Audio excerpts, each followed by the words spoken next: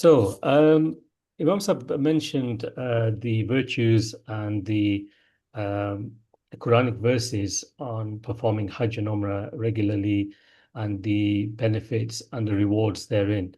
And one of the things that Allah subhanahu wa ta'ala mentions in Surah Al-Baqarah, verse 197, is to take provisions, and the best of provisions is taqwa, piety, and God-fearness, as well as preparing a healthy suitcase to take with you. So, what should you pack? We've got a basic list for you um, that you should consider. It's not an exhaustive list, but it's a list that we've derived over the years and our experience on the ground as well. Try and pack light as possible. Here's some other tips around choosing the company of the righteous. Alhamdulillah, you'll be with some very good guides, whether you're with us at MCDC or with another service provider. Inshallah, your guide will look after you. Learn as much as possible, so you're in the right place. We're on this webinar learning about Hajj and Umrah. Learn the fiqh of Hajj, how to for example, learn the meaning of Hajj from a spiritual and historical aspect. Very, very important. So you understand the significance of why you're doing the particular actions that you are. Memorize du'as from the Quran and Sunnah. If you can't do it in Arabic, you can do it in your native language, English. Allah subhanahu wa ta'ala understands us all. Most importantly, He understands what's in our hearts. He's closer to us than our jugular vein. So ask of Allah and He will give, inshallah. Learn how to pray during a flight and how to pray Salatul Janazah. We won't be covering all of this today. There's a lot of content, but do research and learn about that. Imam Sahib will cover very quickly a snapshot about that later on. And prepare physically and do get yourself medically checked up before your travels. I mentioned earlier about Surah Al-Baqarah, taking the best of provisions. You can download a copy of our Hajj and Umrah travel checklist. We'll share that in the chat and on our resources with you as well. Hand luggage, essential. So if you are on medication, do pack your medication in your hand luggage and not your hold luggage. If you're going for 2 weeks, pack maybe 3 or 4 weeks worth of supplies in case of delays. Money, credit cards, pack with you, keep them close to you. Keep copies of your passport, Hajj visa, meningitis, ACWI, very, very important.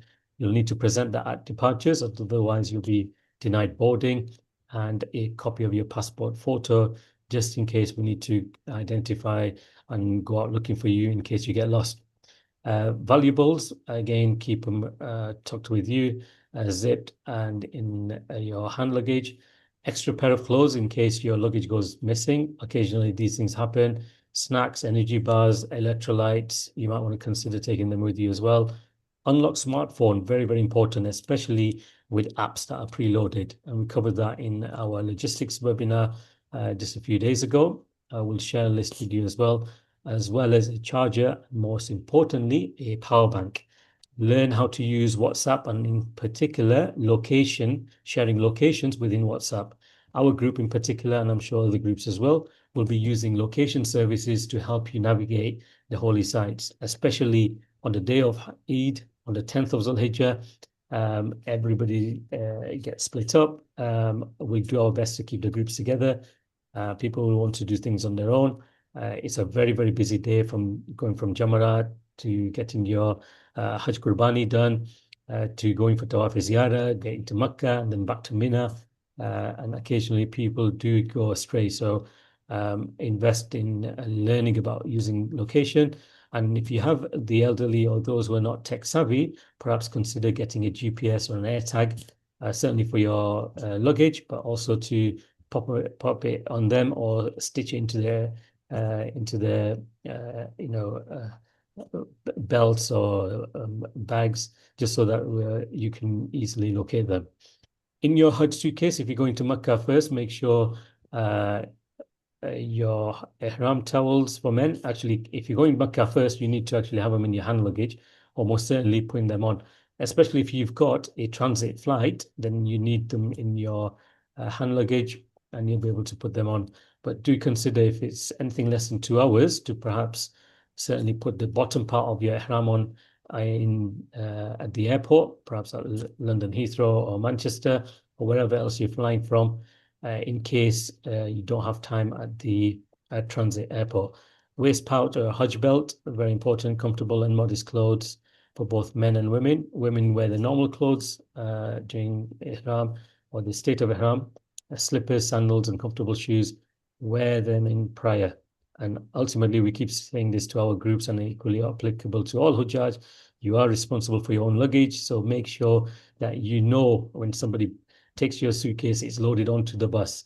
When it comes off the bus, it's loaded off and it's onto the hotel foyer. Don't rely to chance and don't rely on other people to take care of your luggage.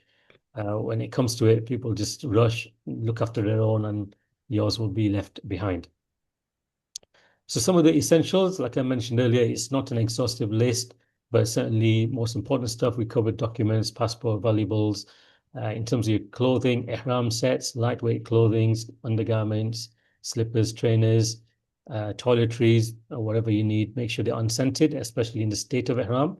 Um, Health, medication, supplies that you take with you, pain relief, very, very important. You will be tested, especially on Eid day on the 10th of Zulhijjah.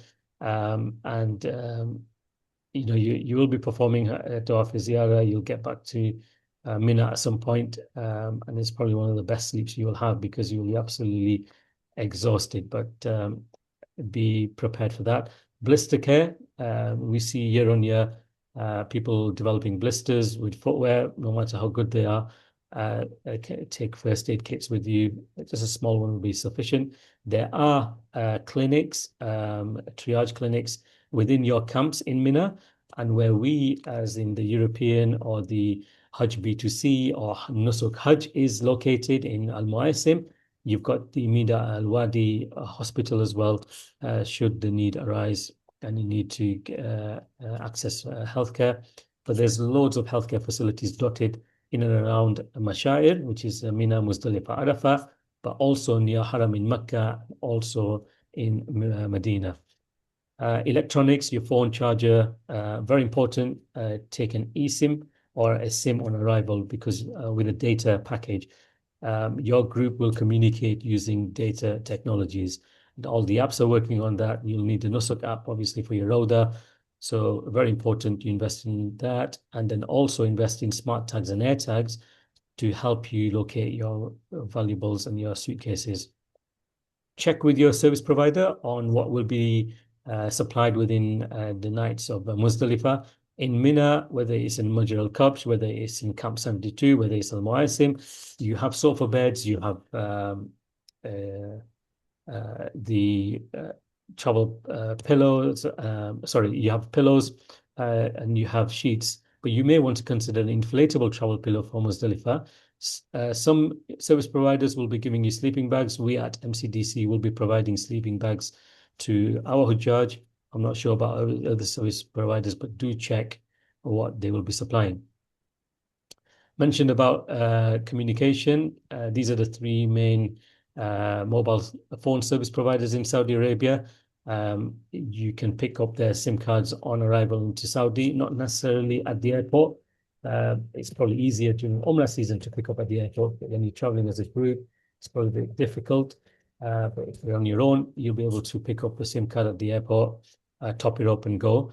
However, what I do recommend is that you can pick up a eSIM before you go. We've got an excellent partnership going on with Umrah eSIM, 60 gigabyte data eSIM, 28 days validity. You can buy it now and activate it on your arrival date, and it's valid for 28 days throughout. We used it last year in Hajj, it worked perfectly seamless. You don't need to queue up for enroll your biometrics or queue up to buy the SIM. These kiosks are very, very busy, and certainly during a Hajj season, you could be waiting from one Salah time to another just to pick up a SIM card. So if you're on time limit, certainly for those on the smaller or shorter duration Hajj packages, don't waste time. Pick one of these up, peace of mind before you go, and it'll activate or it'll connect it as soon as you land at the airport without the need to enroll biometrics. Above all, pack lots of patience. And it's very, very important that it's a reminder to myself, first and foremost, things can get very heated. and you will be tested. It's not an easy journey. And for many, it will be the first time they're in a very unique environment, sharing rooms with other people, strangers perhaps, but these strangers do become friends or family for life as well. So persevere, but pack lots of patience. Just some advisory from the Ministry of Hajj around packing light for travel and ease during your Hajj journey. For those of you who are traveling by the Haramain High Speed Rail, HHR train, you're entitled to one travel bag, the dimensions are there, and one handbag. Um, I'm not going to go too much about details. What if I've got this and what if I've got excess baggage? It's on a scenario by scenario basis, but this is the rules. They may be lenient, they may be harsh in enforcing that, but try and keep to the luggage dimensions and allowances. But more importantly, not only on the trains, but also when you're flying out as well on the airline as well, it's your responsibility, and you will have to deal with any excess baggage. Most certainly if you're doing a lot of shopping on your return leg.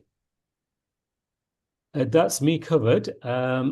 Naturally, we've come to about 11. I think we'll have a quick 5-minute comfort break, and then we'll see you back online, and we'll continue our Hajj journey, inshallah, where Imam Fazl will take you around the 3 types of Hajj, then performing Umrah, inshallah.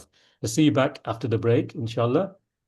And if you've got any questions, do drop it into Q&A. Assalamu alaikum wa rahmatullahi wa barakatuh.